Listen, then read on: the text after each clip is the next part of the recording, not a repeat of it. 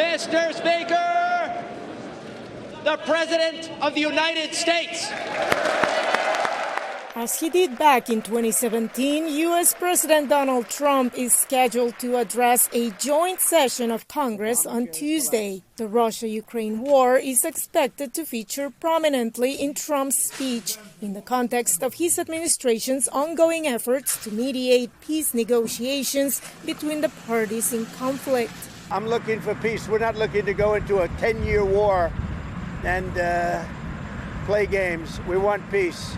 The U.S. leader could also update Congress on his stance on the Israel-Hamas war and the future of Gaza. During a joint press conference with Israeli Prime Minister Benjamin Netanyahu on February 4th, Trump suggested the U.S. transform Gaza into the, quote, Riviera of the Middle East. The United States owning that piece of land, developing and creating thousands of jobs with something that will be magnificent. During his speech at the Capitol, analysts also expect that Trump will speak about the rationale behind the U.S. imposing tariffs on other countries. I believe in his view, he believes that if he imposes tariffs, it's going to cause a rise in prices, to cause manufacturers to have to come back to the United States to avoid those tariffs. Trump could also push back on some criticism his administration has received over the speed and scope of its efforts to reduce government spending, cut fraud and waste, and slash the size of the federal workforce.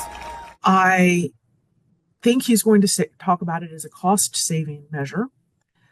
I believe he's going to talk about how great of a thing it is. U.S. Senator Elisa Slotkin, a former CIA analyst, has been chosen to give the Democratic rebuttal to President Trump's address. Analyst O'Brien thinks Americans will probably follow Senator Slotkin's remarks and Trump's full address, primarily on web streams or social media platforms on Tuesday night, or read the highlights the following day. Veronica Balderas, Iglesias, VOA News, Washington.